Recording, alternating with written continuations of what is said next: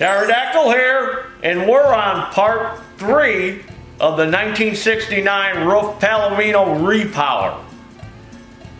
Now I got the drive shaft back from my friend Dan. He did a nice job on the drive shaft. Drive shaft's in. Now I got the motor all lined up. Now we got to start making the engine mount. Now I got the motor in there. As you can see, I got it level, got it all squared up, and I got it just sitting on some 2x4s and got everything squared up, ready to go. And then these are the old mounts that were on the ATC, so I'm going to use them over. And then I'm going to use this here Grasshopper wheel spacer.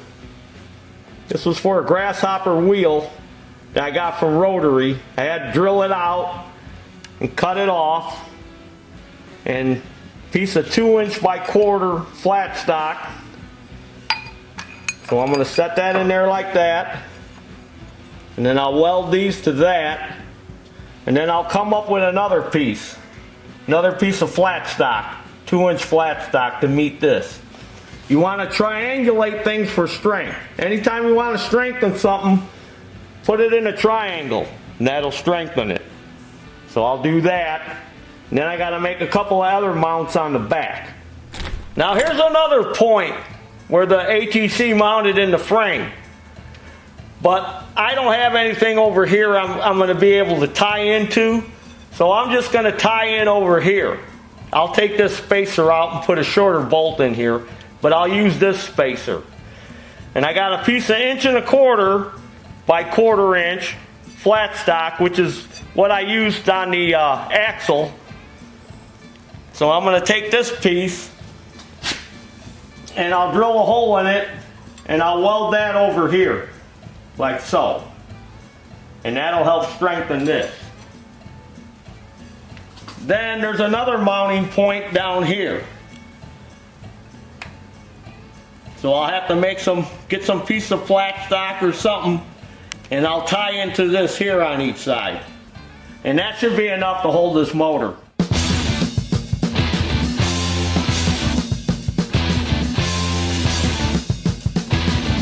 I want to put front brakes on that roof Palomino, because if it's going to go fast, I'm going to have to be able to stop.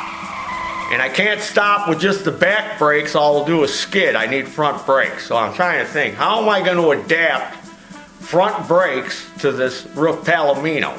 Then it came to me, you know what, there's disc brake rotors on the back of Snowzilla.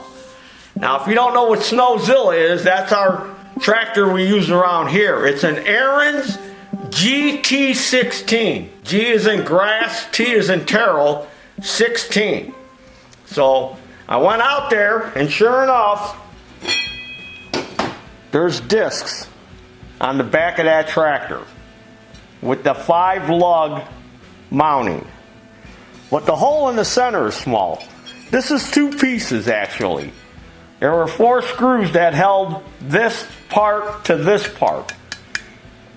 So if you have a roof Palomino and you want to put some kind of front disc brakes on it, you might be able to do what I'm doing.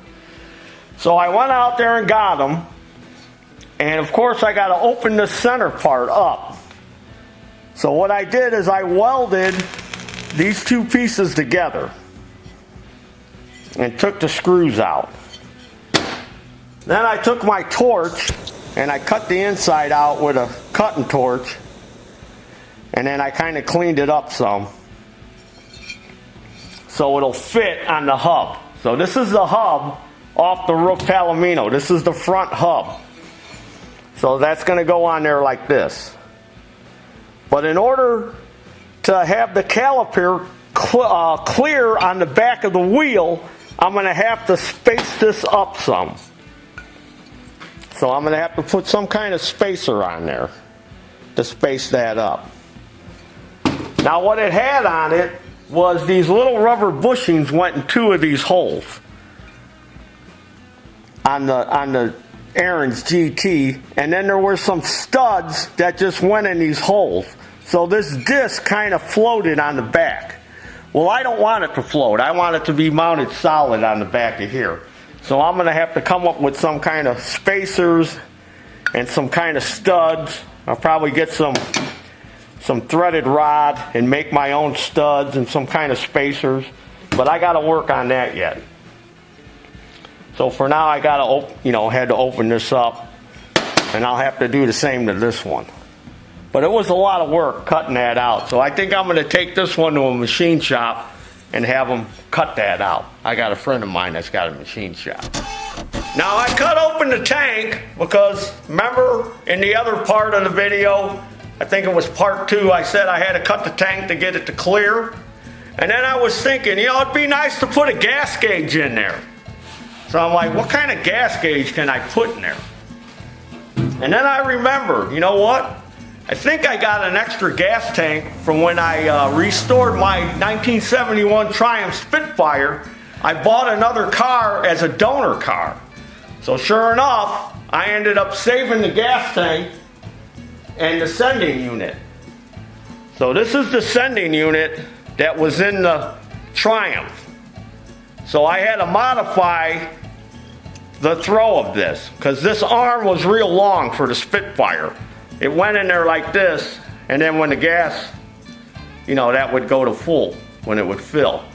So in order to put it in here, I had to shorten it way up. So I used a piece of 1/8 tubing. I had a piece of 1/8 tubing, and I made this little sleeve. So now it's nice, and then I just crimped it on there. So I had to cut this way down. So I'm going to mount that. I'm going to cut a hole in here and mount this in there. So that would be empty and this would be full. And then I had the gauge. I had a fuel gauge, extra fuel gauge from the Triumph. And then I needed this thing too. This is called a voltage stabilizer is what they called it. This is from the Spitfire too. So I gotta have that. So now I just gotta figure a way of mounting it inside the tank when I cut a hole. I don't know what I'm going to do next on that. I don't know if I'm going to drill holes in here and tap it, or I might take the retaining ring that was spot welded to the Spitfire tank. I might drill those spot welds out and take that ring and weld it to this tank.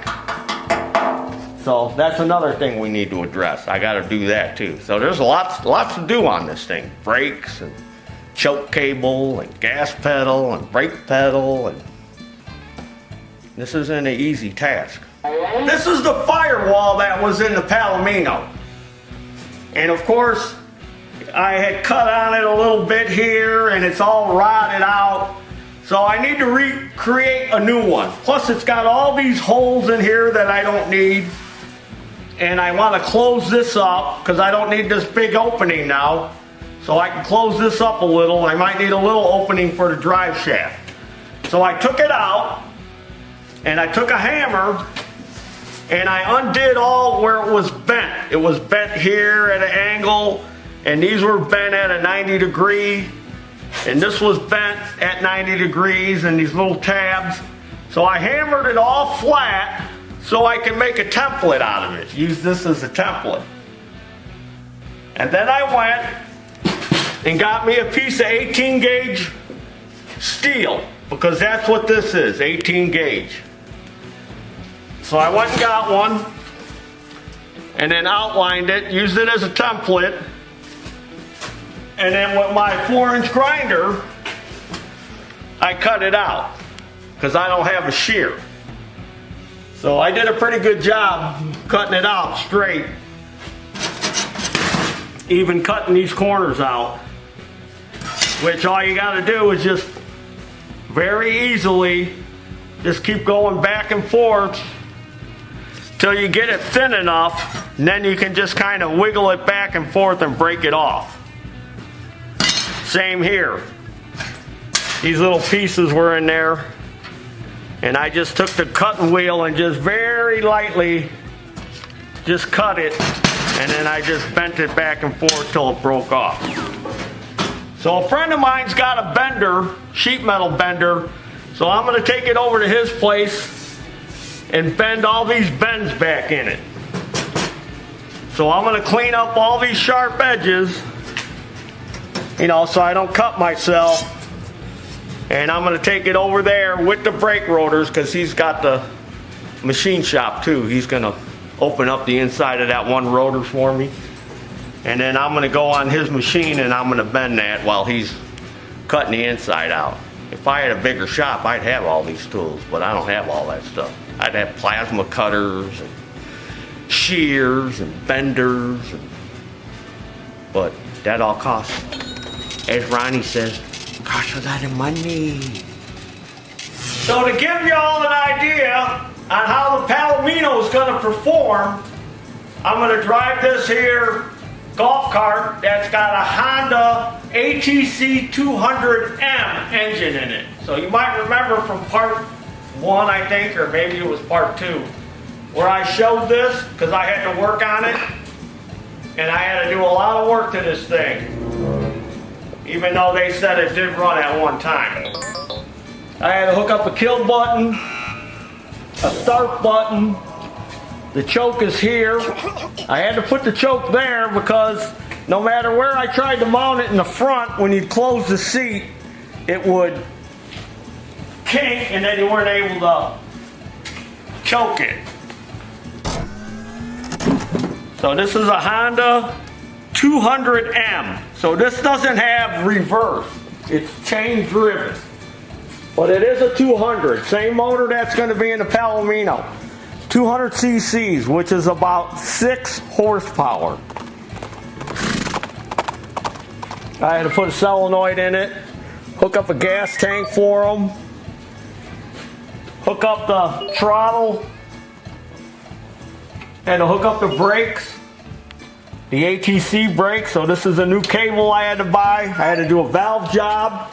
Somebody bored it and they overbored it. Because when I got it running, it smoked like a freight train, white smoke. You're only supposed to have a maximum of 4 thousandths between the piston and the cylinder. This thing had 16 thousandths. So we had to pull it all back apart. He had to take it back to the guy that bored it, and the guy realized he made a mistake, and he had to buy him a new piston, another oversized piston, and then rebore it again. And then we put it all back together. The only thing we don't have is a battery. The guy that owns it said he's got a battery at home, so we're gonna rope start it. So we're gonna take this thing out and drive it. This is how you shift it. Now I didn't do any of that. This is how it came. I just did the things I told you.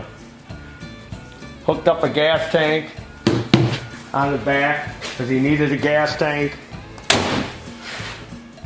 So I needed more than just a carburetor cleaning. Needed all that other stuff done. Had to secure the muffin. The muffin was all loose. Had to secure all that. So quite a bit of work went into this to get it going. So let's take it out and see how it drives, because this golf cart probably weighs about the same as the Palomino. So this should give you an idea on how the Palomino is going to perform with that 200 ES shaft driven motor in it. So again, let's take it out for a ride and see how it performs.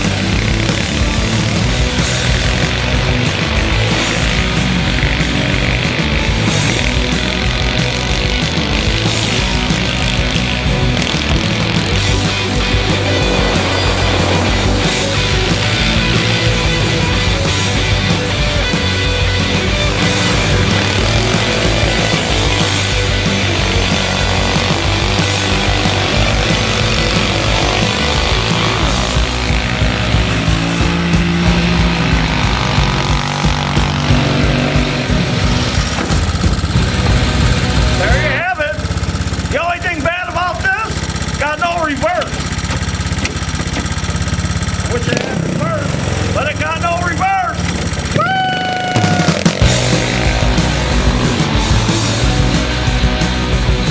Now I got the brake disc mounted to the hub.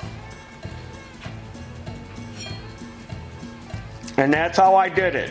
I had to have it spaced off to make sure the caliper was going to clear the back of the rim. I couldn't mount it right directly to the hub because the caliper that I'm going to put on here would have rubbed on the back of the wheel. So I got it all mounted, and I'm going to show you what I did.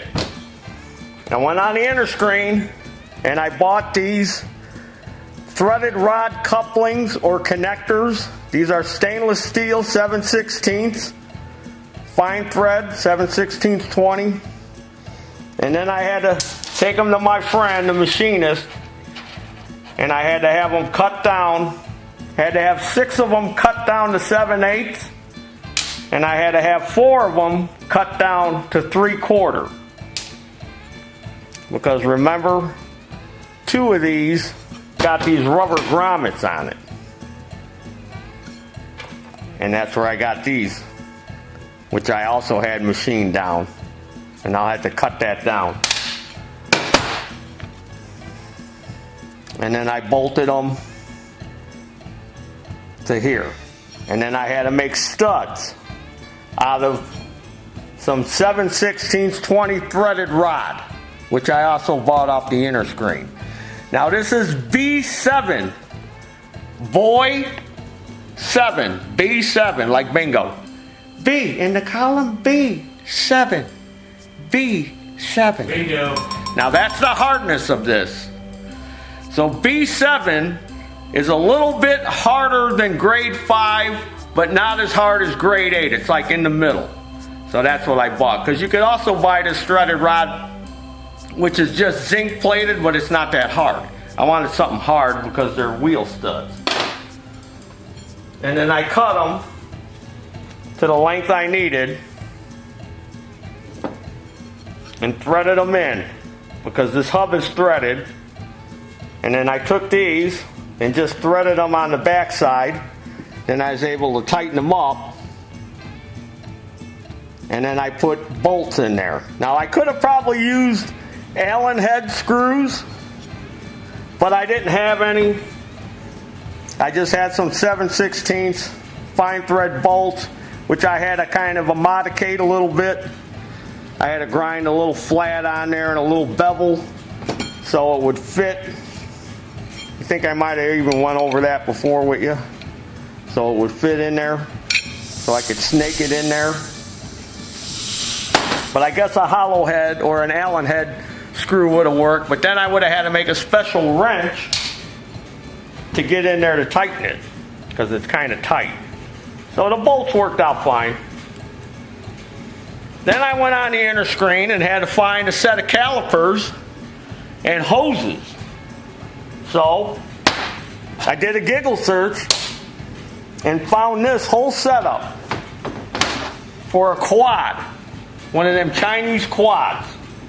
Came with the hoses and the T and a left and a right caliper. So that way when I mount them, my bleeders can be on top. So what I'm going to have to do is, one of these hoses is longer. This hose is the long main one, and these two are the same length. So what I'm going to do is take this long hose and swap it with one of these caliper hoses, and then take the caliper hose, which I'm going to run to the master cylinder, because I'm not going to use this brake lever. I went ahead and bought one of these. This is another master cylinder that's got a brake light switch on it, for one of them Chinese go-karts. Because I want it to look, you know, like a car, like a Jeep. So when you open the hood, you go, oh, look, there's the master cylinder, just like on a car. Oh, it's got disc brakes in the front, just like a car. So that's what my plans are, to do all that. So I can put this on, and then I'll have to pull the hub off the other side and do the same thing. And then, you know, originally it had these 7/16 fine thread lug bolts. that went on, that held it on. But now I swapped it to studs, which is kind of better. So when you put the wheel on, it makes it easier than trying to struggle with these stud bolts or lug bolts. So I'll do the same on the rear. I'll pull these lug bolts off, and I'll make me another set of studs, and I'll Loctite them into those hubs I made. So that way I've got, you know, keep everything uniform, the same. Because these are 3/4 head and these are 5/8 head. So that way the look of the Jeep will look all the same. I don't want to have, you know, these on the back and these on the front. I want to keep it consistent. Okay, I got the hub mounted back on the spindle. So now I'm going to have to come up with some kind of bracketry to mount the caliper, because I got to want the caliper like on a car in this position. But as you can see, this steering arm is kind of in the way. So I'm probably going to have to cut this loose and move it. So I got some room to make a bracket, because I'm going to want this caliper like on a car in this position. Because it's got to be able to turn with the spindle. You know, and this bracket is tapped, so all I got to do is make some kind of bracket to secure this. The other side, there's nothing there, so I could weld to the spindle. But this side, I'm gonna have to cut this off and move it. Maybe shorten this rod for the steering. Now there's my new firewall that I done bent up. Remember I showed you the template I made? Took it over to my friends who had a brake, sheet metal brake, and I was able to bend it up, and I cut it out for the drive shaft. Wow, I'm getting some kind of echo off this seat here. And then punch the hole in it for the steering to go through. So now I gotta rig up some kind of gas pedal, some kind of brake pedal. You notice, not a lot of room in here for your feet. So I gotta have some kind of gas pedal and some kind of brake pedal here. Plus, I gotta have some kind of tunnel to block off this drive shaft. Because I think the way you drove this thing was you put one foot out here on this fender. And it only had that hydrostat forward and reverse. Maybe I mentioned that already. And here's the inside. So now no more holes. I got plenty of room on the firewall so I can mount all the components from the three-wheeler, the coil, the CDI box, the voltage regulator. That way when you open the hood, it looks like a car with all that, with all the wiring. And then I still got to come up with a shifter for the forward and reverse, which will probably be somewhere over here. And then we got to make an exhaust, and then put the gas tank in. So we're getting there. We're picking away at it like a piece of chicken. Now here's the original drive shaft cover that was on the roof Palomino. Now see how this covered the back of the transmission, because the drive shaft ran right through here to the trans. So this thing kind of ate up a lot of space that was in the bed. Because when you got the fender wells on here, covering the wheels, you know, this is all you've got for bed. And then that covered the gas cap. Keep it from getting damaged. So you'd flip this up, it's all rusted. You'd flip this up to get to the gas cap. And then on the back of the transmission was another shaft. So I guess you could hook attachments to that somehow. You could power something off the rear. So I think I'm going to try, now don't hold me to this. I think I'm going to try to reuse at least this part of it. But it's a little wide. So I may have to split it, cut a section out of it, and weld it back together and narrow it up, because it's eating up my foot space in there, where my gas pedal is going to be. So I may have to narrow this up. And then a friend of mine made a suggestion. He says, yeah, you could probably put a couple of like drink holders in there to hold a tasty beverage. And then I'll get rid of this. I'll just keep this part. And I'll get rid of that screen. I'll make, I'll fab something up to cover the front of that drive shaft. But that was my whole intention. It's like, yeah, this thing is cool, but geez, got this big monstrosity. This was for the parking brake. There was a lever here and it locked into that, and that's how you put the parking brake on. And this is where the shifter came out. This was neutral, forward and reverse. And then I see that this thing you could probably adjust, in case it was creeping on you. You could probably move these little tabs here because they got that bolted in there like that. Oh, I was just thinking about gas pedal. And this is what I come up with. Piece of angle iron. And this rod is a steering rod off a Craftsman tractor. This is that rod that ties the two wheels together. And then I used a little spacer and a shoulder bolt. And then I welded a tab on the back. And then this is going to mount inside the Jeep. I'll show you that in a minute. But that's why I save shoulder bolts, in case I need them for something.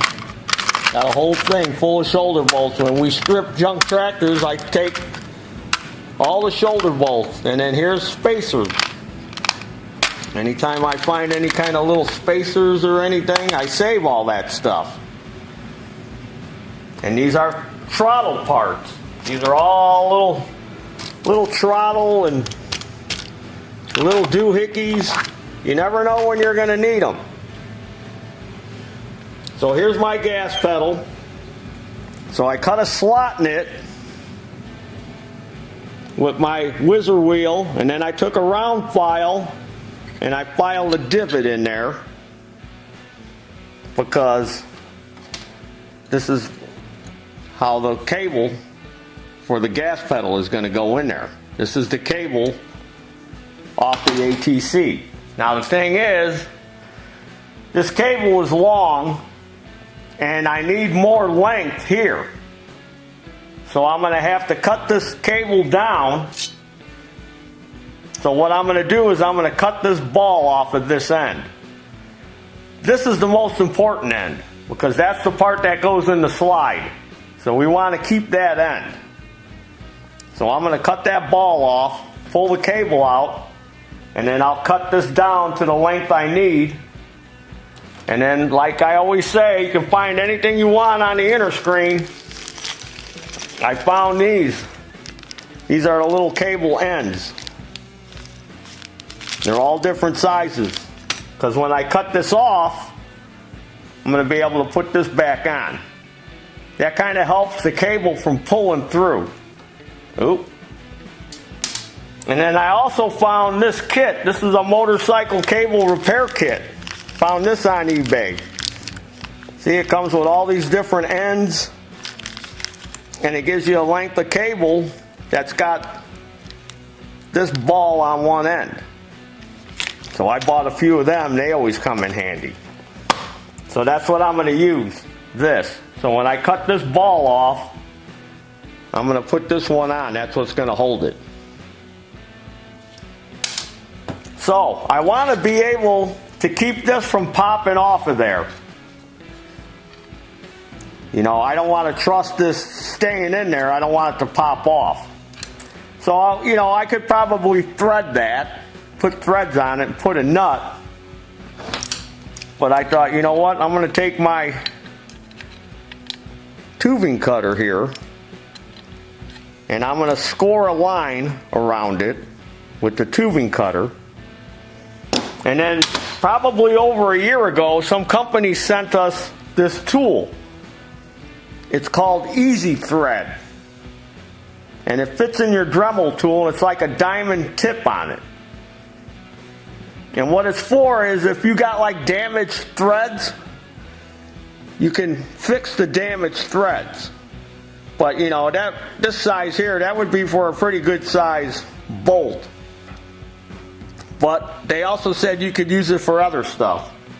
So, you know, I got it mounted in my Dremel. They come in all different sizes. So Easy Thread, they sent us that.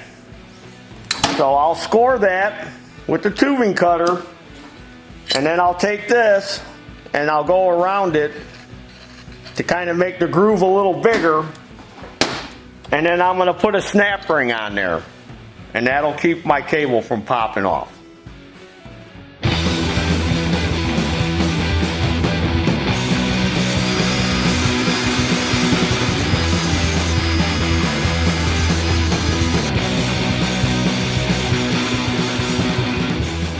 I got this mounted in here. I just got to drill another hole here and bolt it in. And then I drilled a hole in the firewall for this. This was out of those throttle parts I had. This is just an adjuster that was probably on a twist grip of a mini bike. So we'll stick that in there. And then I shortened up the cable. See, I only need this much cable. Now we can run it through.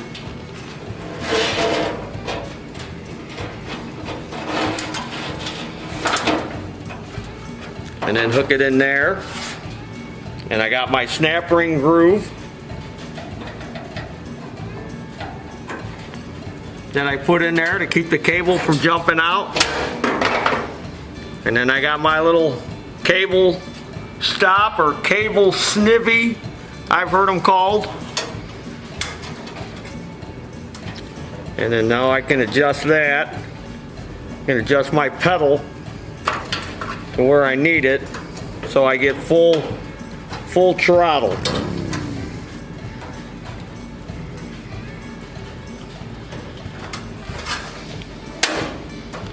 I can go a little more. Let me go all the way back with it. Let's see what happens. I think I can go more. Let's see. Is that full throttle? I could go a little bit more.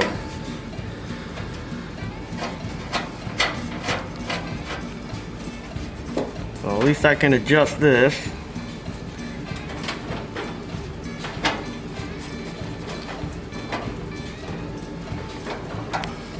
I'll have to bend that a little bit down at the bottom. Put a little kick in it so I can get some more. I thought that'd be enough. But yeah, there's my gas pedal.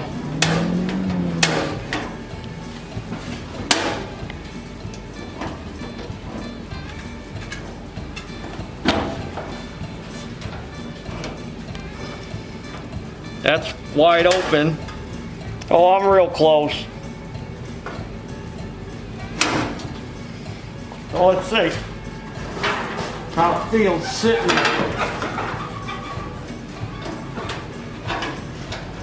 Oh yeah, that's not bad. Now I need to find something to weld on the end of this. I gotta think of something lawnmower related that I can weld on the end of that. So next, I think I'll work on mounting the master cylinder. See what I can come up with that. But that turned out good. That's easy.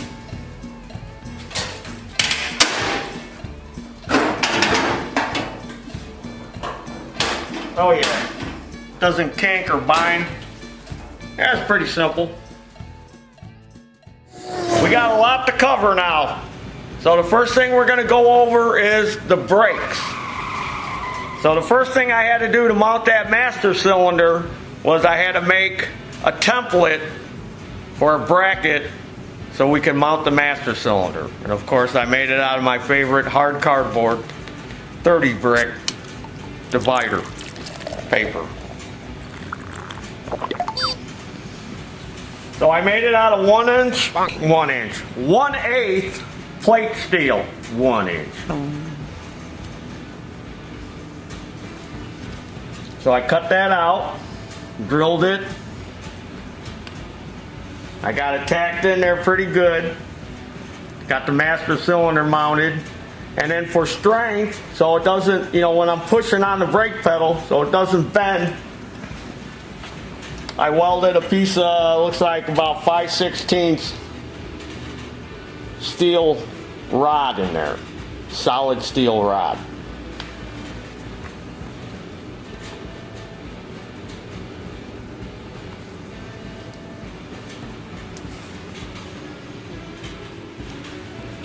And then I'll show you my brake pedal.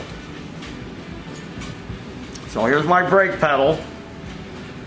And I'm using a Honda exhaust flange to step on, which I've used one of these before on the Evil Twin mini bike, which we never did a video on that. And then I've got this nut that I welded to a piece of flat stock, and I drilled it and put a small set screw in there, 1024, so I could slide it through the firewall and then put this on, and then I drill a little divot, and then I'll tighten that set screw down. And then this is the cable for the rear brakes from the Honda, from the ATC. And then I made another out of 1/4 inch by 1 piece of flat stock, welded that on there. And then this is an adjuster from a handbrake from the Honda. And then I put this, I had to kind of file on the little barrel that fit into the lever. And then I got this bracket that's actually for a cable. And then that's going to go here. So when I push on the brake, it's going to activate the front brakes and also the back brakes, just like on a car.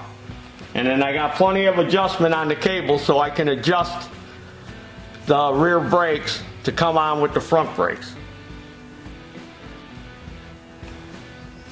And then on the firewall, which you'll see later, is I got a little piece of tubing welded to a piece of flat stock that's mounted to the firewall, so this, you know, this can slide through there, because, you know, you got to support this.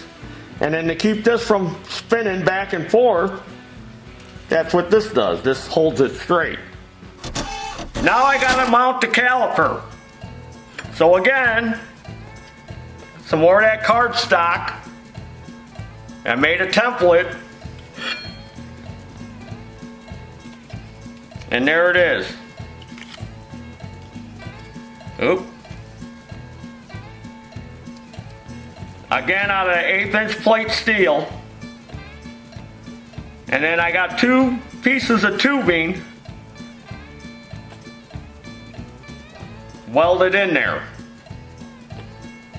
And then I've got some shims that I made out of some cardboard, which will go on here like this, so the top of these bolts here don't rub on that. I need a little bit of a space.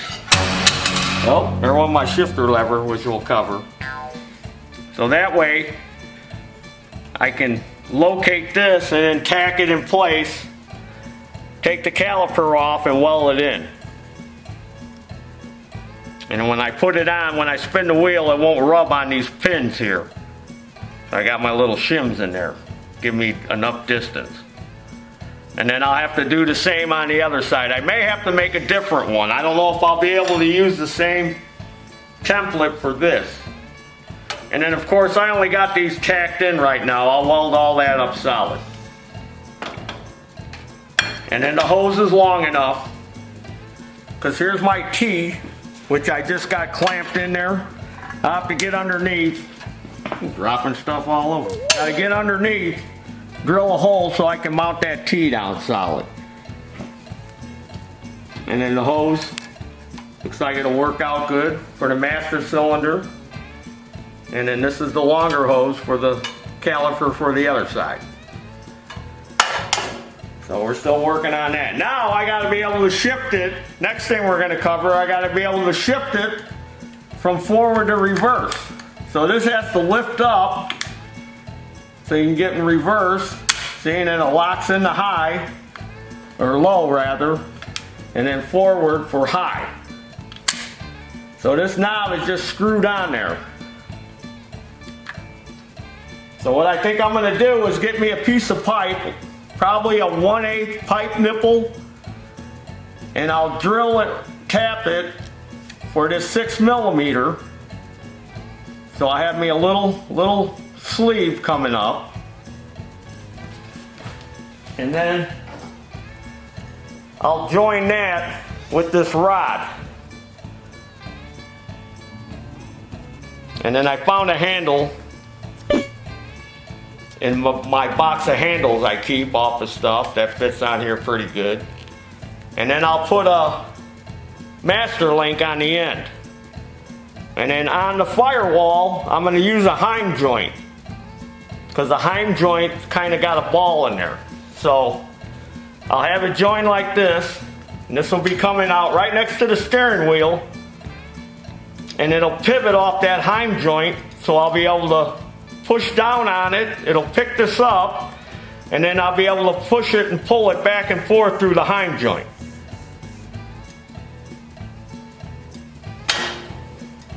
So let me go and make that little piece.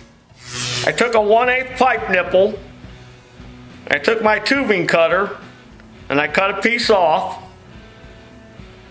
And all I had to do was tap it. I didn't have to drill it. So I tapped it 6mm. Then I kind of countersunk it a little bit. Then I welded it up the hole in the top. Welded that up. And then I drilled a hole in it, the same size as that master link. So I'll screw that on here like so. Now, in my head, I think this is going to work. So I have that on there. And then this will join it together.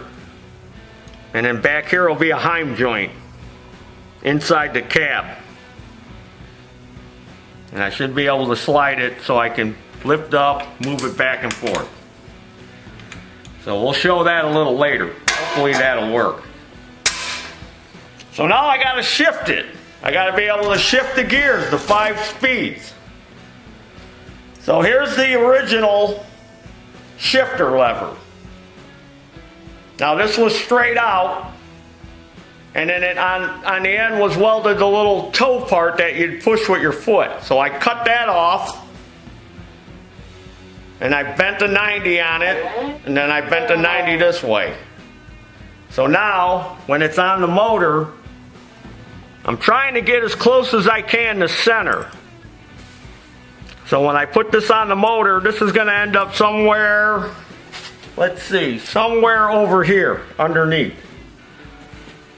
Not quite center, but close. So let me install that and then we'll take a peek underneath. Okay, here's the shifter installed.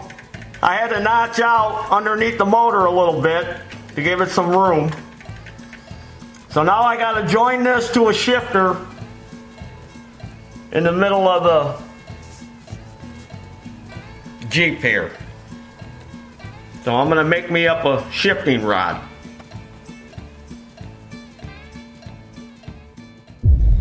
So I went and got some square tubing. I was going to use round tubing, but I thought, you know, I'll use square tubing. So I went and bought a long piece of square tubing. And I figured out my length. And then I welded 2 nuts, one on each end. And again, I'm using some Heim joints. 5/16 Heim joints. 5/16 thread with a 5/16 hole. And then that's a jam nut. So that way it gives me a little adjustment if I need it. Now I gotta make me a shifting lever that this is gonna hook to.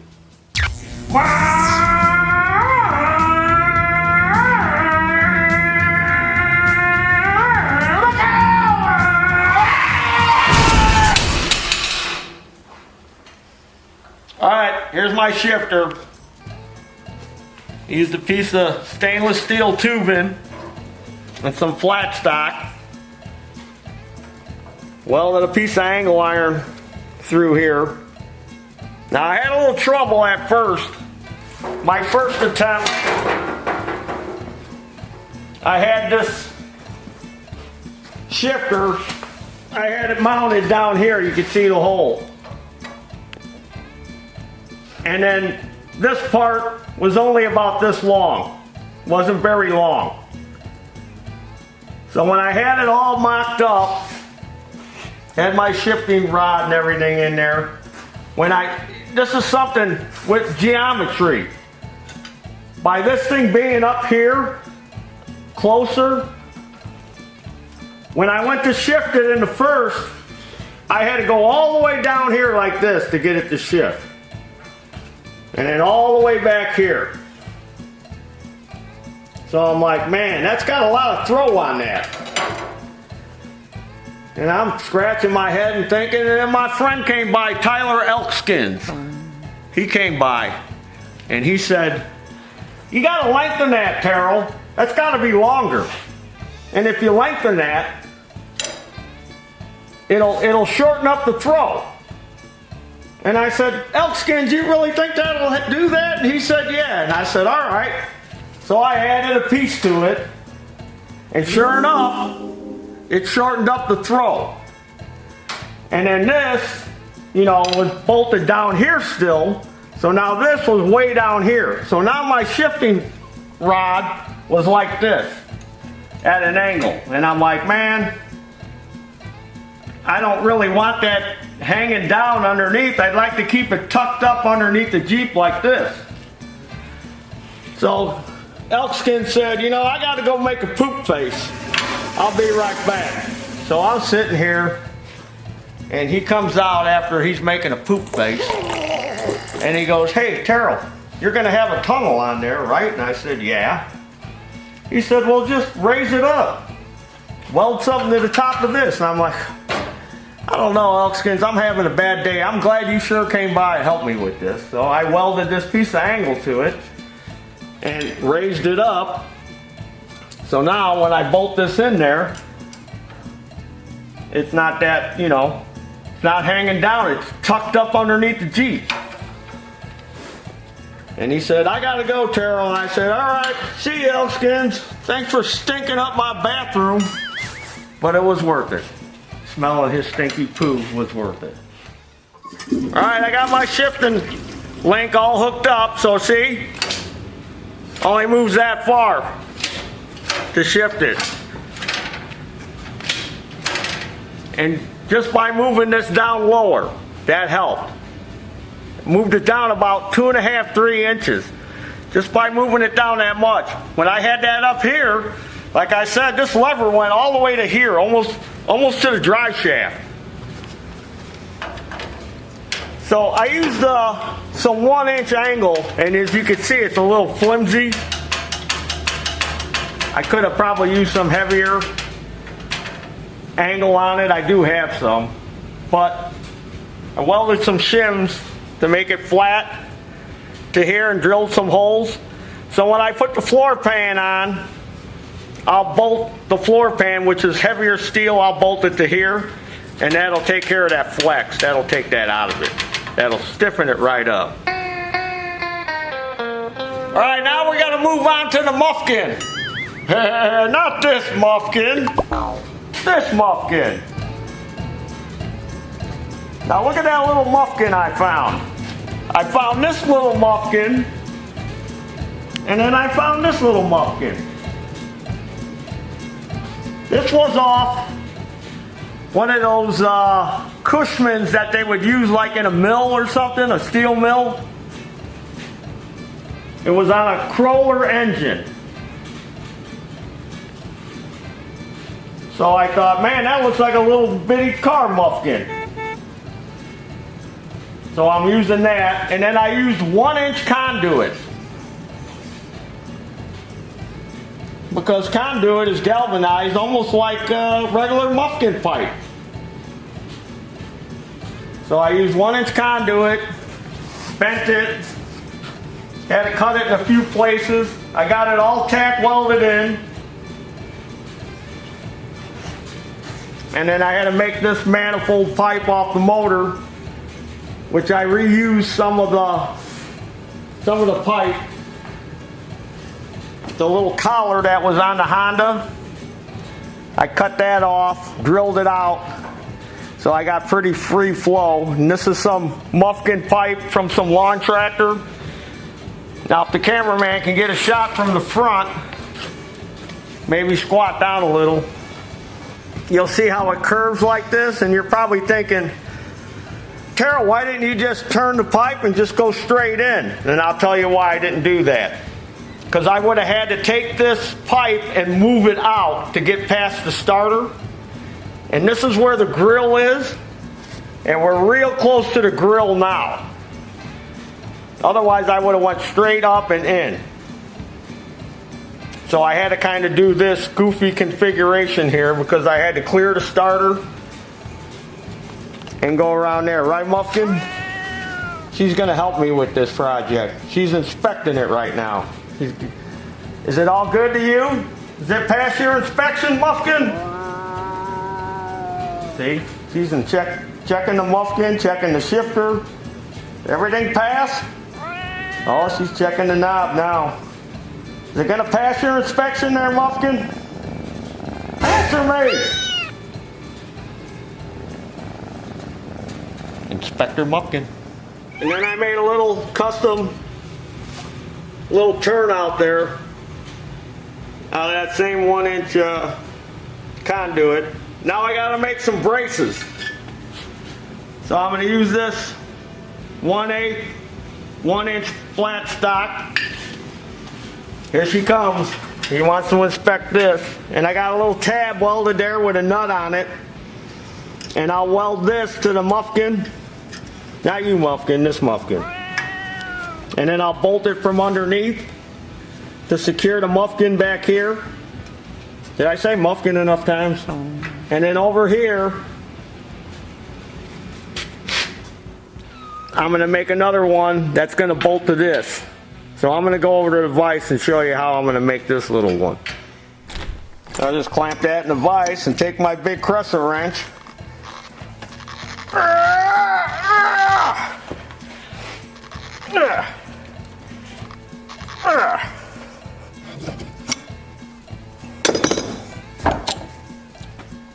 I'll drill a hole in this, drill a hole in the frame, and then I'll weld this to the muffin pipe. So there's that little bracket I made. I'll just weld that to the muffin pipe and I'll drill a hole in here so that way I can remove this and it'll hold it tight.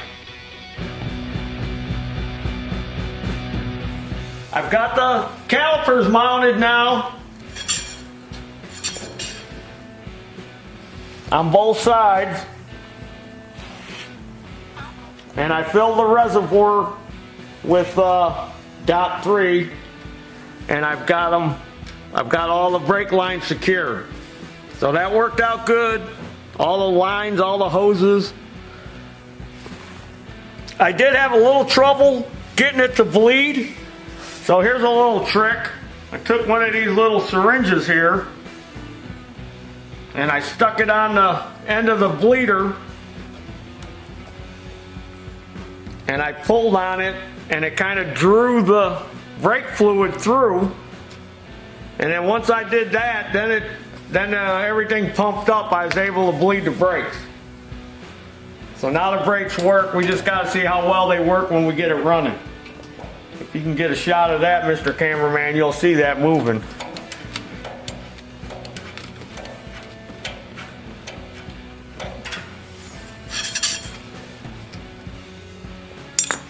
So now we got to put the cat house back on top and get all that stuff hooked up.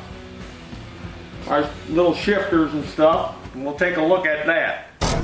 Now I went and got me a choke cable. So I went and got the original Honda choke cable, but it was real long. So again, I cut off the end. It had a barrel on the end. And I shortened up the cable and I put one of those little clips on the end again.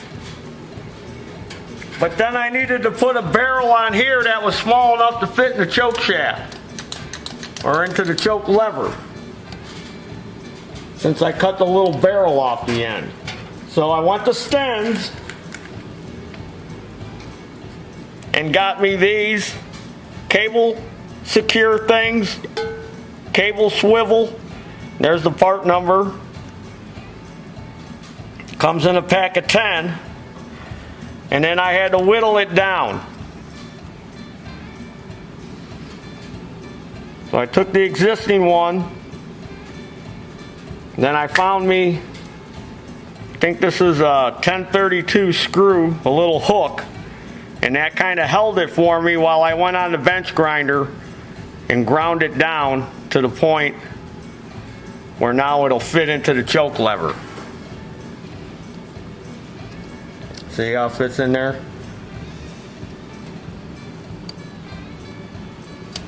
So now I can run my cable in there and cut it off to the length I need. Because I could have just routed the cable long and round, but I figured I'd shorten it up. It looks better.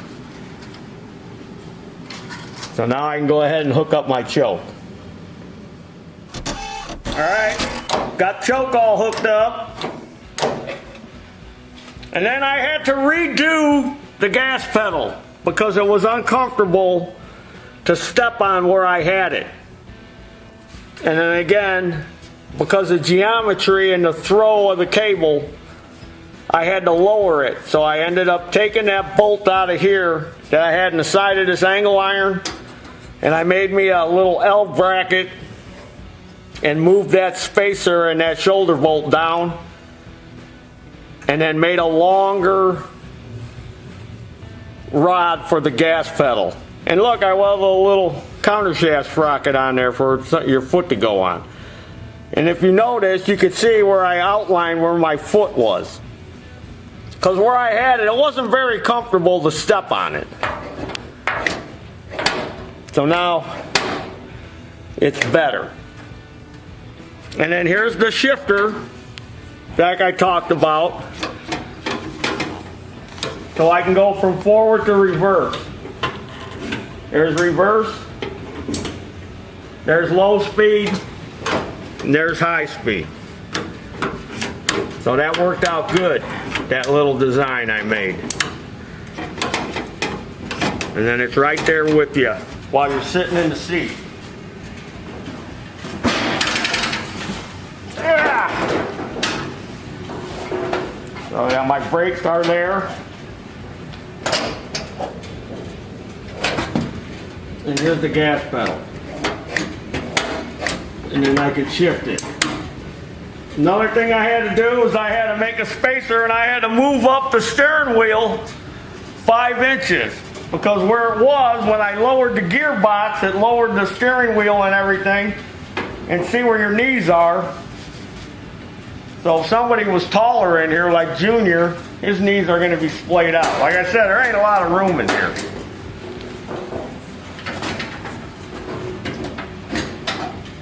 So now, steering wheel ain't hitting my knees. You notice my shirt, Roof Mowers, the working breed, that was their emblem. You know where I got this? Got it from the Roof Riders. There's a whole group of people that have these roof Palominos. And when they saw the video, they got a hold of me and they sent me a shirt. So now I'm going to go to their annual get-together they have in Pontiac, Illinois, where they make these Palominos. And they're going to come out and visit, and we're going to put them in a future video. They know all about these things. They found the serial number on here for me, 184, but they don't know what that serial number means. They don't know if it means it's the first run and it's the 84th one they made in the first run of that year. They told me they only made the Palomino between 67 and 70, and because of my steering box, they said I've got one of the early ones. So mine could be a 68, 69. It's not a 70 because that one had an upgraded steering box and a 2-speed rear end. They said I probably got a 68 or a 69. A 67 didn't have the louvers in the hood yet. They knew everything about these Palominos. They said they only went, I think they said they went 18 miles an hour. So that's not very fast. This one's gonna go faster. So they're gonna be in a future video. So that's about it for part 3. So there's your dinner on part 3.